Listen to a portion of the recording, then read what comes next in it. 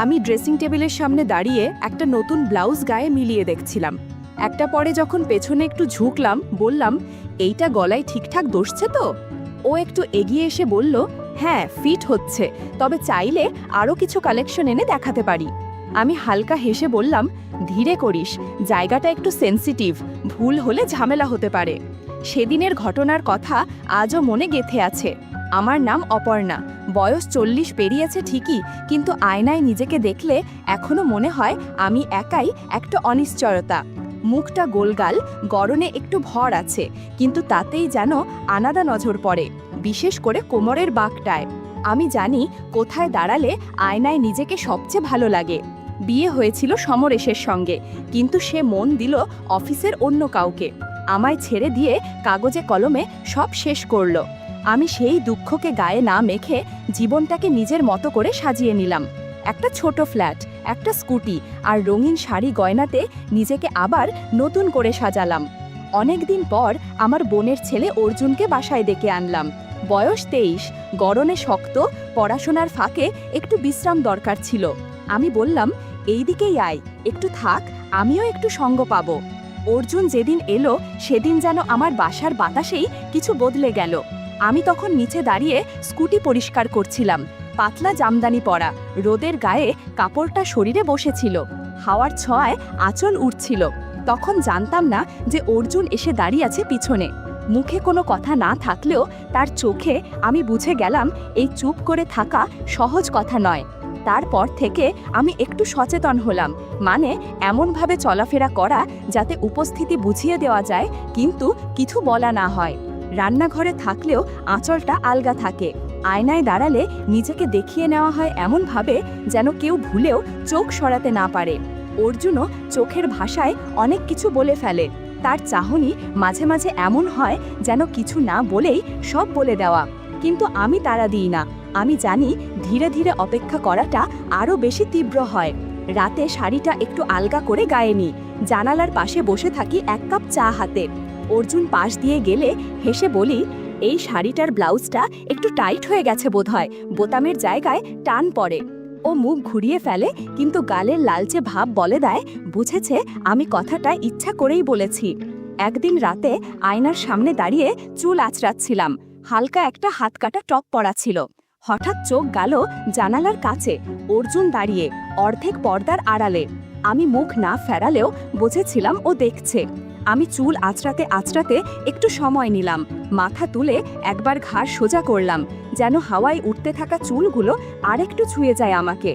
এমন বোঝাপড়া যেখানে শব্দের দরকার পড়ে না, শুধু চোখের ভাষা আর উপস্থিতি যথেষ্ট। দুপুরে আমরা একসাথে খেতে বসেছিলাম। আমি পরেছিলাম একটা লাল শাড়ি আর তার সঙ্গে হালকা সাজ। রুটি আনতে গিয়ে ওর পেছনে দাঁড়িয়েছিলাম। হঠাৎ ও ঘুরে তাকাল। আমি থেমে হেসে বললাম, বেশি গরম লাগছে না তো? ও কিছু বলল না, কিন্তু নিঃশ্বাসটা যেন একটু গাঢ় হয়ে উঠেছিল। একবার থালা বাড়াতে গিয়ে হাতটা ছুঁয়ে গিয়েছিল ওর কাঁধে। 3 সেকেন্ডের স্পর্শ, কিন্তু মনে হলো যেন সময় আটকে গেছে সেখানে। আমি বুঝে গেছি আমাদের মাঝের দূরত্ব আর আগের মতো নেই। খাওয়ার সময় আমার হাত থেকে চামচ পড়ে গেল। আমি নিচু হয়ে তুলতে যেতেই এক মুহূর্ত থেমেছিলাম, একটা নিঃশব্দ ইঙ্গিত যেন বাতাসে ভেসে বেড়াচ্ছিল। খাওয়া শেষে বললাম, ফ্রিজের বোতলগুলো একটু দেখ কিভাবে রেখেছি। দরকার ছিল না, তবুও বললাম, কারণ আমি জানতাম আমি ফ্রিজ খুলে নিচু হলে ও দাঁড়িয়ে থাকবে ঠিক আমার পেছনে। রাতের দিকে আমি বারান্দায় চা খাচ্ছিলাম, ও ঘরের ভিতরে জানালার ধারে বসেছিল।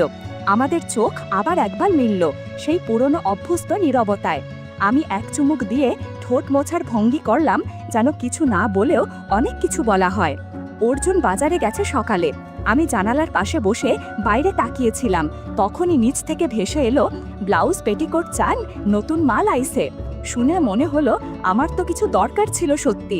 নিচে তাকিয়ে দেখি এক লোক, মাথায় টুপি, হাতে ব্যাগ। আমি নিচু গলায় বললাম, এই যে ওপরে আয় তো। ওর নাম মুকুল, হকার নয়, নিজেই বলে দোকানে বসি না, হাতে মাল নিয়ে চলি। ওর হাতে রঙিন কাপড়ের ব্লাউজ। আমি ড্রেসিং টেবিলের সামনে দাঁড়িয়ে একটার সঙ্গে শাড়িটা মিলিয়ে দেখছিলাম। ও পাশে দাঁড়িয়ে বলল, এইটা আপনাকে খুব ভালো মানাবে।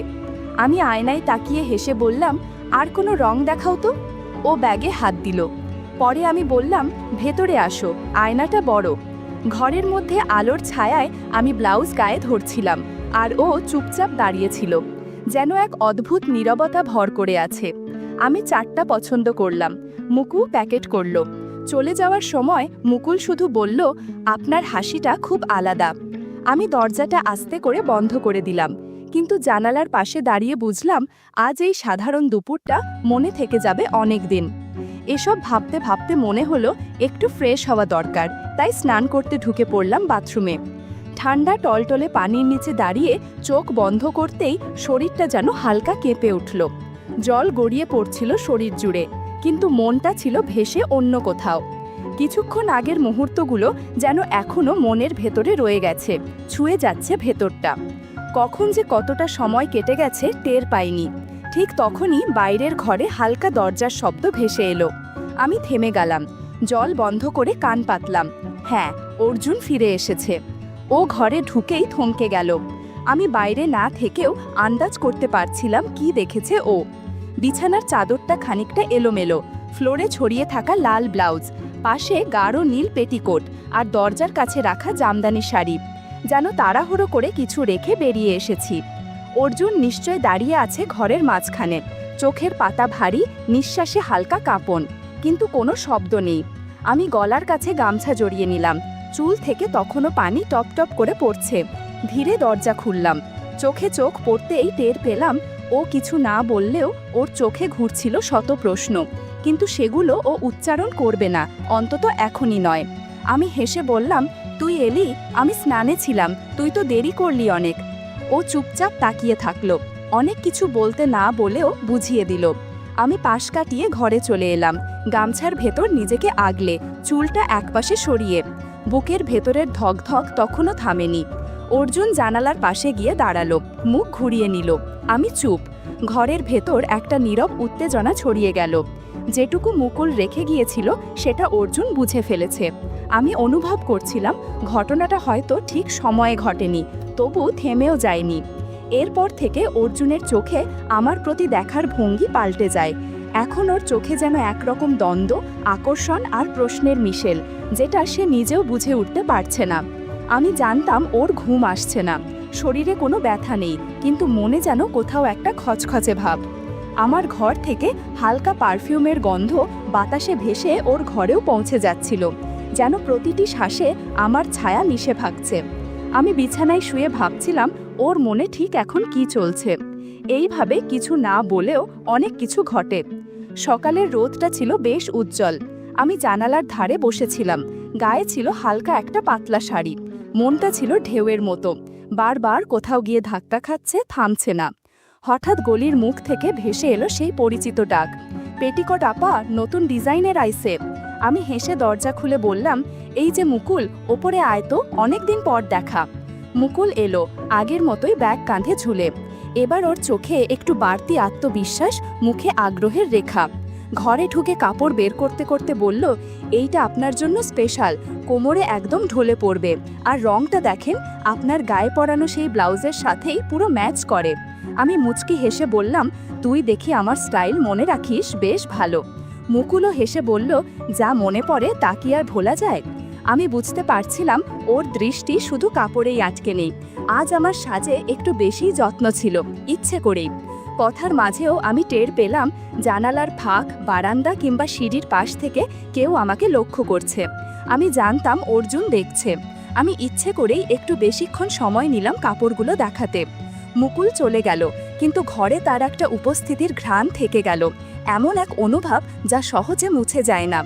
আমি আয়নার সামনে বাড়িয়ে চুল আঁচড়াচ্ছিলাম।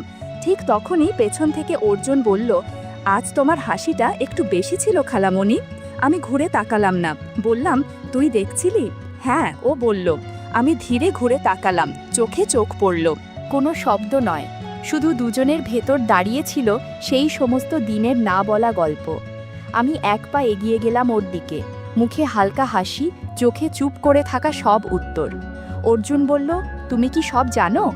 আমি ঠোঁটে একটুখানি বাঁকা হাসি টেনে বললাম, সব তো বলা হয় না, কিছু জিনিস শুধু চোখে থেকেই যায়। ওর চোখ কাঁপছিল, ঠোঁট নড়ছিল, কিন্তু শব্দ বেরোচ্ছিল না। আমি আরেক পা এগিয়ে এলাম ওর কাছাকাছি, নিচু গলায় বললাম, তুই কি কিছু বলতে চাস অর্জুন? ওর উত্তর, তুমি চাও তো বলি। আমি হেসে বললাম, না খোলাসা করে না অস্বীকার করে, সব কথা মুখে বলতে হয় না, কিছু অনুভব বোঝাতে হয় ছুঁয়ে। তারপর ধীরে পেছন ঘুরে চলে গেল। আমি জানালার ধারে দাঁড়িয়ে দেখলাম অর্জুনের ছায়া করিডোরের কোণে মিলিয়ে গেল, আর তার পেছনে আমি রেখে দিলাম আমার একাকিত্ব, আমার নিঃশব্দ চাওয়া, আমার না বলা অভিমান। সব কিছু হয়তো বলা হয়নি, কিন্তু যেগুলো রয়ে গেছে সেগুলো কি কোনোদিন মুখে বলা যায়? আমি অপর্ণা। আমার গল্পটা ঠিক যেখানে শেষ হয় সেখান থেকেই শুরু হয় তোমাদের কল্পনা, আর সেইখানেই আমি রয়ে যাই, একটু ইচ্ছায়, একটু না বলা তৃষ্ণায়।